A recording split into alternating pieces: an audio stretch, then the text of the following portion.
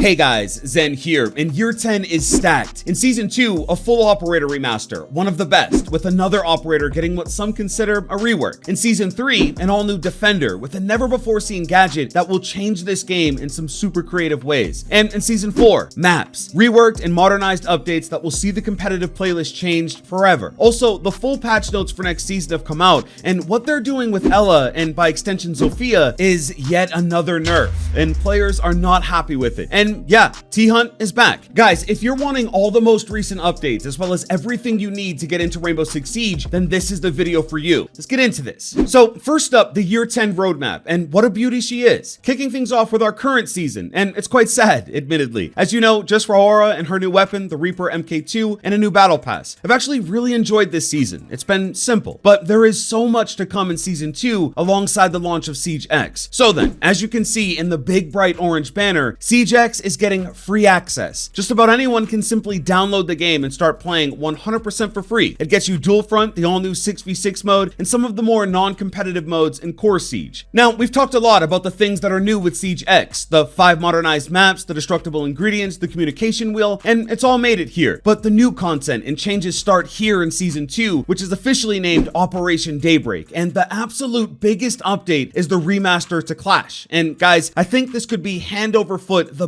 best reworked or remastered operator maybe ever in Siege. So Clash is no longer glued to the shield. She's no longer forced to hold it if she wants to use it. In fact, placing the shield down may just be the most effective way of using this operator. But let's backtrack a bit. As you know, Clash is an operator that uses electricity, and electricity is getting its biggest rework to date in that now it is a neutral element. It does not discriminate whether friend or foe, and so this means that if you're Bandit, for instance, and you place down a battery on a reinforced wall, and Jaeger goes to place an ADS down on the same wall, or Smoke throws a canister there, it gets fried. But the key here, and what ties this all together with Clash, is that electricity no longer causes damage. It now only destroys gadgets, and when operators interact with it, they're slowed, preventing sprinting, and they'll audibly groan in pain, understandably. And so now Clash no longer damages an enemy with the shield, and so one of the best use cases here is to try and approach this operator kind of like an Osa-Melusi hybrid. Now, you can keep the shield up and use Clash as you always have, but because there's no damage threat and the attackers can get on you pretty quickly, you're running into a losing battle. At least before, you could keep them honest by causing damage over time, and so now that that's gone, you have to be more strategic in how you work with this operator, and thankfully, you have more tools at your disposal. The other big change is that the shield is now remote activated, and I love this. Place down the shield, an attacker is in sight, and with one button, the shield uses the electricity while you're free to do essentially whatever you want. Play off the shield and go for the pick, or get the call out from a teammate to activate the shield while you're across the map on a roam. It is entirely up to the situation how you'll react, but Clash has never been more diverse in how she's used. Now, to be honest with you guys, I think this is very powerful, possibly teetering on the line of blatantly broken, because again, just like Osa, you're able to see through the shield and play off of it. But because the shield is remote activated and you don't need to constantly hold down the button, you're able to put immense pressure on anyone brave enough to push into a clash. But there are some counters. For one, for the first time ever, she has a hard counter, and it's actually against Sledge. If a clash has the shield up and is faced off against Sledge, with a swing of the hammer, it'll put her flat on her back. The only other way to do this was with Nomad, and so yeah, Thatcher has always disabled the electricity, but this is the first time an operator can go toe-to-toe with Clash and flatten her out of the fight. Now, this shield doesn't have any kind of broken glass mechanic, but interestingly and somewhat strangely, if any operator, whether defense or offense, goes to vault the shield, it just snaps and breaks down. It's kind of a funny interaction that this big, bulky, full-body shield just crumbles when vaulted, but if you really want it gone, simply vault it. And I guess that's your reward for even getting close enough to accomplish that, because Clash's whole purpose is to push you back and keep you back. Everything else is pretty much the same. She's still rocking the SPS MG9, you can opt for the Super Shorty or the P10C, and they've even shown off her Elite in the main menu. But Clash is a monster now. I'd go on record to say that this is now the best shield operator in Rainbow Six Siege, even beating out the insufferable Blackbeard, which is both exciting and terrifying at the same time. She's been given all these changes and has also been upgraded with all the new shield mechanics, so she can run with the shield up, bash through barricades, and free look behind the shield. You better believe this will be a popular ban in the future, but I also think during Operation Daybreak, we'll be introduced to some super unique strategies with Clash at the center of it. And so yes, the major headline of Season 2 is the Clash Remaster, but a host of other operators are also seeing change. By far, the most aggressive of the change is coming to Jackal. Now, Now, it isn't as extreme as a remaster, but it is tiptoeing the line of a rework because Jackal is no longer the operator he has been since launch in year 2. So Jackal sees footprints, scans footprints, and gives a real-time ping on enemies today. But in season 2, this changes. Once Jackal scans a footprint, they immediately disappear. Now, he does still get a ping, but it is only one. And so with Jackal, you'll be forced to use the gadget more often and actually hunt down the enemy you're tracking instead of being able to spam the same prints and keep the intel flowing for the team. Thunderbird got a small update, or well, a big one, depending on who you ask, but the Kona station no longer heals enemies, and Jaeger now catches just about everything, including Capital bolts and Gridlock's tracks. Nothing too game-changing, although I think without a buff to Wamai, Jaeger is now a stronger pick without any real limitation. They say they're doing this to create parity between Jaeger and Wamai, and to make it easier for new players to understand how these anti-projectile operators work. And then there's Ela, and yes, it is another nerf, and yes, players are not thrilled about it. But there is an interesting explanation here. Check it out. There was a mismatch between the detection area and the area of effect of Ela's Gersmont mine, which could lead to confusion during gameplay. The area displayed when deploying the mine was smaller than its actual effect. This discrepancy could cause Ela to mistakenly believe she had the advantage when someone triggered the mine, only to find herself affected along with her victim. By aligning both values, we aim to enable Ela to better leverage her positioning around the mines and avoid unintended consequences. And they also say doing it the other way around would be detrimental for her, as the Scorpion Evo and the FO12 are both effective in short-range engagements. So essentially, this whole time there was somewhat of a bug with Ela, and also with Zofia, where you thought you were affecting a smaller area, when in fact the concussion itself ends up extending further out. Now, typically, because the Gers mod is a proximity-based gadget, Ela or another defender do tend to hover closer to them and wait for them to go off to then push. And yes, I have been a victim of this, where you end up concussing yourself and you're put in essentially the same state as the enemy. But I find it interesting that when you consider her loadout and the fact that both weapons are more geared towards close range engagements, I can see why they opted for the smaller radius rather than what it's been. I still think the constant nerfs year over year to Ela and Zofia are a lot to keep up with, especially if you main the sisters, but I think playing closer to their mines might net you a few more kills, and at the very least, you're less likely to be outplayed by your own gadget. The change with Zofia might even be a bigger deal because her Gers mods are for fishing defenders out, and up until this point, the proximity has been pretty large with a radius of 5 meters. They've now chopped it down to 4 meters, with the concussion range being dropped from 7 meters almost in half to just over 4. So ultimately, the Gers mod from Zof will be more precise, which in a weird sort of way is a subtle buff. So are they nerfs? You are getting less concussive range across the board, which means enemies can get closer while being unaffected, but these changes kind of allow the sisters to play to their strengths, with the big benefit of hopefully being able to keep the Gers mod effects enemy facing and not on yourself or the team. Next, we're returning to the roadmap, and now we're looking at season 3 with a gadget and an operator that the devs seem oddly excited to talk about. I have a hunch, and we'll discuss it, but just listen to this.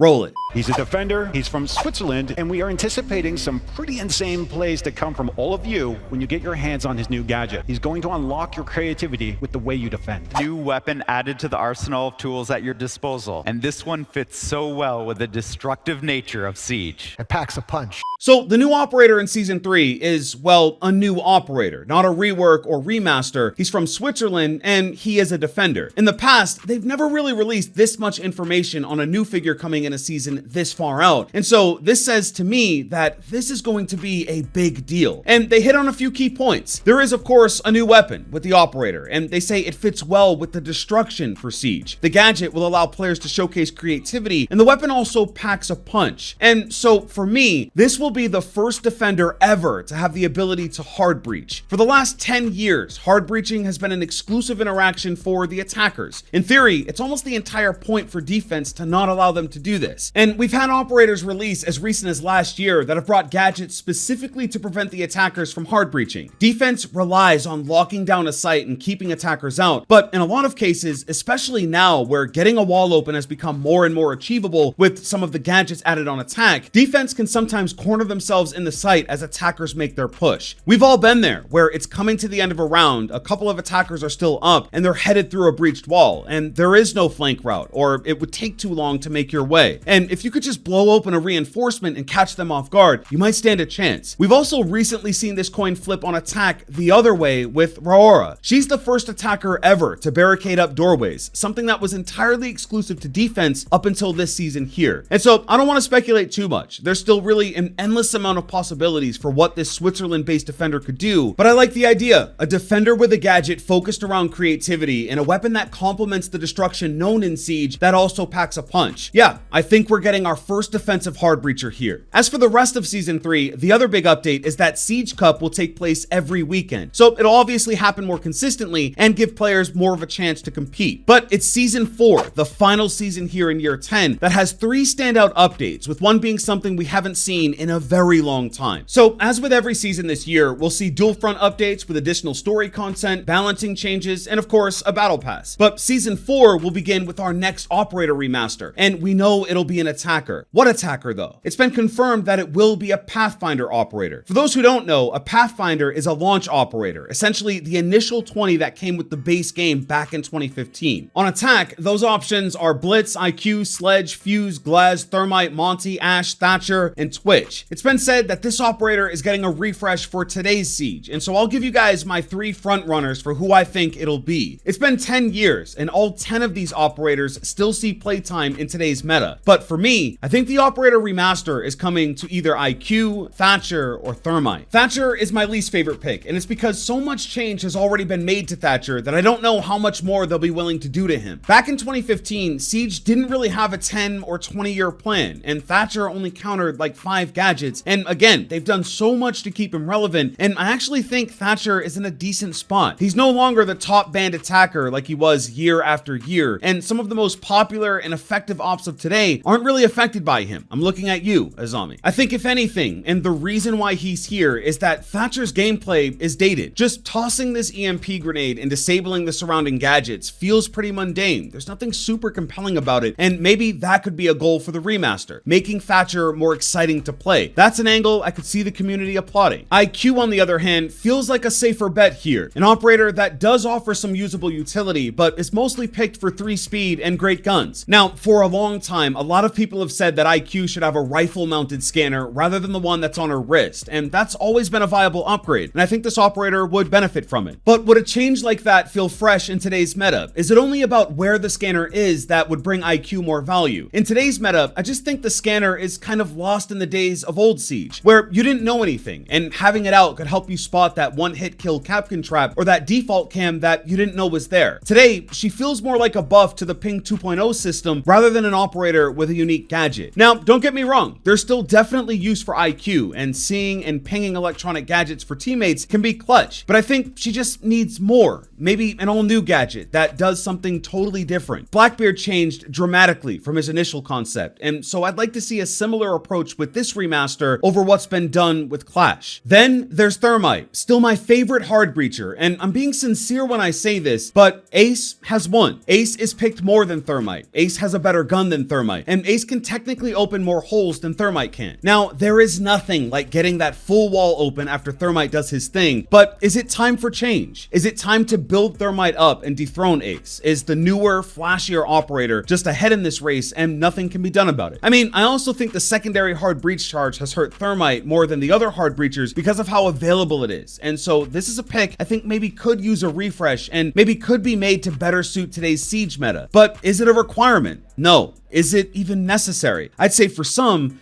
no. Is this a terrible pick? I suppose you can be the judge of that, but that's what I've got for the remaster, and that's only one of the 3 updates here in Season 4. The second is an all-new 10th anniversary event. So one change moving forward, and one that'll be true through the whole year, is that now every season will come with 2 in-game events, and that's a lot of variety in Siege. That's on top of Core Siege, Training Field, and Dual Front. Each season will have 2 events, and just a bonus shout out here, my personal favorite event is returning as the first event ever in Siege X with the showdown at Fort Truth. If you you didn't play it, it's a 3v3 game mode where everyone gets a boss G and a revolver, cowboy style, and it's essentially secure area with the teams fighting over a point, which in this case is a church. A little side note, I'm very excited for this. We'll have videos, but yeah, one of the two events in season 4 will be the official 10-year celebration of Rainbow Six Siege. Just a monumental occasion, and they say it'll highlight moments that celebrate Siege and the community. We already have the Legacy arcade mode, which has you playing as Bandit and Jaeger with ACOGs on the old house, kind of revitalizing the old Siege. And so how they put this together will be intriguing. Rainbow Six Siege officially launched on December 1st, 2015, and so I'd imagine that close to that day, this event will be held in-game. Just something to look forward to. And the third and final update is a fully reworked map. So Siege X will introduce another map tier, and that they'll be modernizing maps, Siege Xifying them, where the map will get the Siege X upgrades, like adding the destructible ingredients, for instance. At launch on June 10th, we get 5: Border, Chalet, Bank, Clubhouse, and Cafe. In Season 3, we'll get 3 more: Nighthaven Labs, Lair, and Consulate. And in Season 4, 2 more on top of that, with Skyscraper and Theme Park. So by the end of the year, just about every ranked or competitive map will be modernized for Siege X. No word on Outback or Coastline, but as for the full map rework, it is not a map currently in the ranked pool. It'll be reworked and modernized with the updated lighting and ingredients, and at launch, it will elevate directly into ranked. My prediction? Fortress. Now, unless you play lots of quick match, you might not get many games at all on Fortress, but it is such a unique map with tons of character. It's actually the home place of Kaid. It's been dormant for years and years, separate from competitive play, and I think if reworked and modernized, it has a ton of potential to be great. It was originally in ranked, and so at least at some point it was considered competitive, but because of its size, being one of the largest maps in Siege, it was pulled and has never returned. Hereford Base has already had a rework and was pulled out of ranked, same thing with Favela, and so unless we're talking yacht, I believe Fortress is up next here. And so guys, that's the roadmap. Now, as delectable as this may look, every single roadmap has been changed and content has been delayed, and so I'd take it with a grain of salt that we see literally everything here, but I've got to say, they're cooking. They are absolutely cooking with this stuff, and I've never been more excited about the future and what's to come. Now, next up are the numbers, and here they are. Feel free to pause or screenshot it, but these are the new damage modifiers that show how the new limb system will affect your weapons, and guys, this kind of stuff can put people to sleep, but you should absolutely know this. Starting next season, it'll be more important than ever to hit your shot center mass. If you're off even a little bit and you hit a foot or an armpit, you will be outgunned, and you won't do nearly as much damage. Now, of course, there is still the one-shot headshot in Core Siege, and so yeah, hit your headshots, but aim training and getting a good handle on your loadouts will be key moving forward. Which brings us to this, your champion rank. You were once a god at Siege, and then maybe you took some time off, maybe you started a family, or just went outside. No matter what happened, you found yourself back in Siege and ready to queue up in ranked. But you haven't played ranked since Ember Rise, and your last champ charm was the first one. Well, they've introduced skill decay, which will essentially take into account that you've been away and work under the hood to ease you back in, so you're not punished for simply living life. But also, back in your glory days, maybe you always started off in T-Hunt, the old Siege ritual to warm up, which was to jump into T-Hunt and shoot around until you're ready for your first match of the day. It's been gone, and now it's back.